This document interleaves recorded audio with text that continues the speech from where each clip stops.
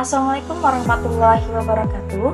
Hai semua, perkenalkan nama saya Atifah Hamidah. Saat ini saya berstatus sebagai mahasiswa semester 4 di Prodi Administrasi Bisnis Kampus Setia Bina Banua Banjarmasin. Dengan NPM saya yaitu 202320100561. Tanpa mengurangi rasa hormat, saya ucapkan terima kasih kepada Bapak Muhammad Ridho SPMH sebagai dosen pengampu mata kuliah Manajemen Risiko. Di video ini, saya buat untuk memenuhi tugas ujian tengah semester mata kuliah Manajemen Risiko dengan topik analisis dan pencegahan risiko dalam program promosi beli 5 bonus 1. Semoga video ini dapat bermanfaat dan dapat dipahami dengan baik serta dapat menambah wawasan kita semua. Sebelum masuk ke topik yang akan dibahas, di sini saya akan menjelaskan 7 bagian manajemen risiko, yaitu yang pertama ada risiko finansial, risiko operasional, risiko reputasi, risiko lingkungan, risiko keamanan, risiko strategis, dan risiko hukum. Yang pertama ada risiko finansial. Risiko finansial adalah potensi kerugian atau kehilangan nilai aset yang disebabkan oleh faktor-faktor kekurangan. Contohnya yaitu meliputi penurunan nilai investasi, kemudian ada gagal bayar hutang, fluktuasi nilai tukar mata uang, dan kerugian akibat inflasi. Risiko finansial ini dapat dikurangi yaitu dengan cara diversifikasi investasi, kemudian manajemen hutang yang baik, dan hedging terhadap risiko nilai tukar. Kemudian yang kedua ada risiko operasional.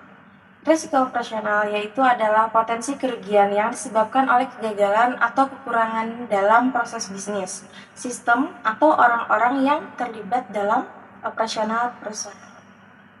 Contohnya yaitu meliputi kegagalan teknologi, kemudian kesalahan manusia, pencurian, serta bencana alam. Risiko operasional ini dapat juga dikurangi yaitu dengan meningkatkan kontrol internal, memperbaiki sistem teknologi, dan pelatihan terhadap karyawan. Kemudian yang ketiga ada risiko reputasi. Di sini risiko reputasi adalah potensi kerugian yang disebabkan oleh kerusakan reputasi, yaitu contohnya meliputi skandal, kontroversi, dan opini publik yang negatif. Nah, risiko reputasi ini dapat dikurangi yaitu dengan membangun hubungan baik dengan stakeholder, kemudian menangani krisis dengan efektif, dan menjaga transparansi. Yang keempat ada risiko lingkungan. Risiko lingkungan adalah potensi kerugian yang disebabkan oleh beberapa faktor-faktor lingkungan. Contohnya yaitu meliputi perubahan iklim, kemudian ada polusi, bencana alam. Risiko lingkungan ini dapat dikurangi yaitu dengan menerapkan praktik bisnis yang berkelanjutan, kemudian memenuhi peraturan lingkungan, dan berinvestasi dalam teknologi yang ramah lingkungan. Kemudian yang selanjutnya ada risiko keamanan. Risiko keamanan adalah potensi kerugian yang disebabkan oleh ancaman keamanan, baik fisik maupun digital. Contohnya yaitu meliputi pencurian, kemudian ada perampokan, sabotase, dan serangan cyber. Risiko keamanan dapat dikurangi yaitu dengan meningkatkan keamanan fisik, memperkuat sistem keamanan, dan pelatihan karyawan tentang keamanan cyber. Yang selanjutnya yaitu ada risiko strategis. Risiko strategis adalah potensi kerugian yang disebabkan oleh kesalahan dalam strategi bisnis. Contohnya nih, yaitu meliputi persaingan yang ketat, kemudian perubahan pasar, dan inovasi teknologi.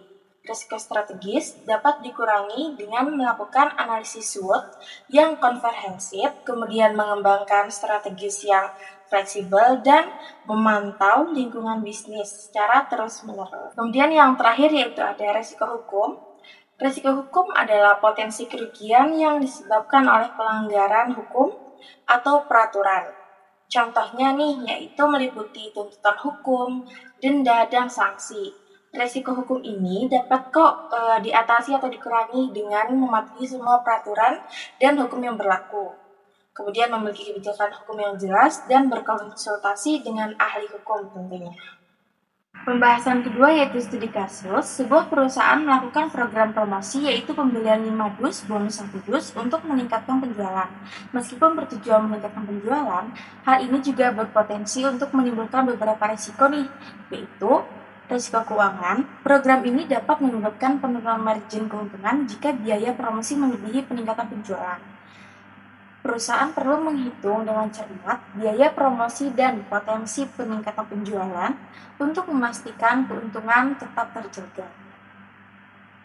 Kemudian ada risiko operasional, yaitu perusahaan perlu memastikan kapasitas produksi dan distribusi cukup untuk memenuhi permintaan yang meningkat nih akibat promosi. Kegagalan dalam hal ini dapat menyebabkan ketidakpuasan pelanggan dan kerusakan reputasi perusahaan. Kemudian ada risiko strategis.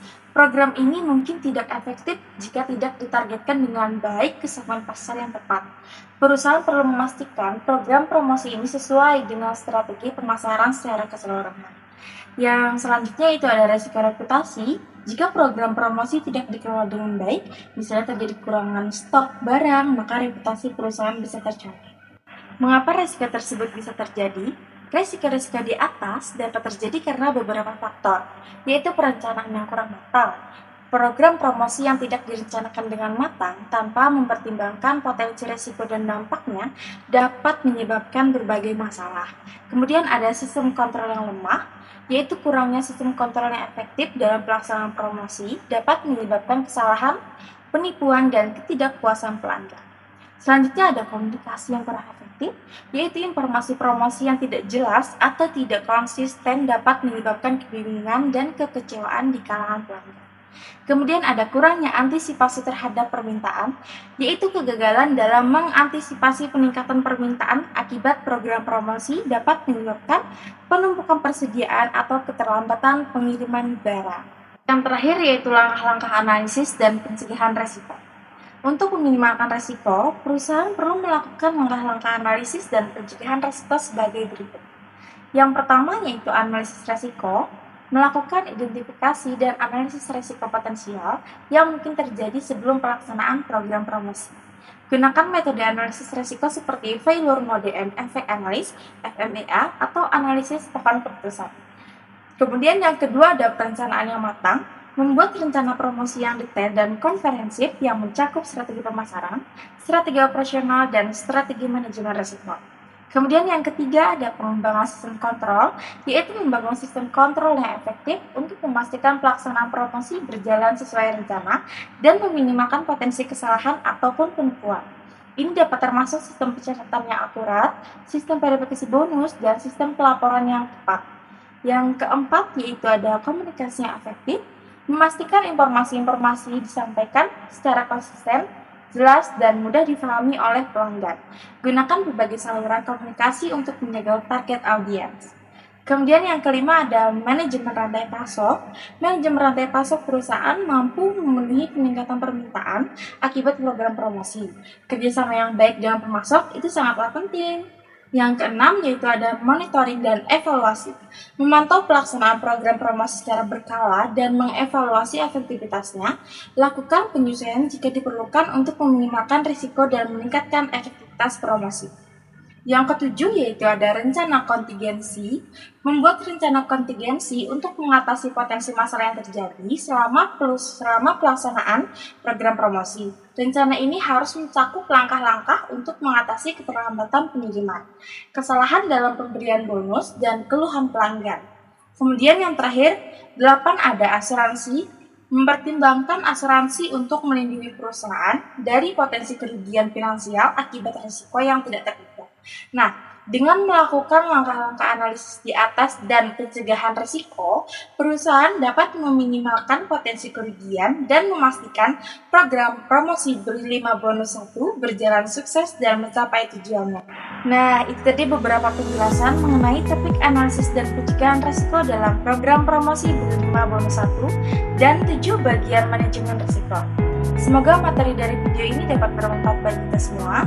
Mungkin itu saja yang dapat saya sampaikan. Jika ada kesalahan informasi ataupun pengucapan, mohon dimaklumi dan dimaafkan.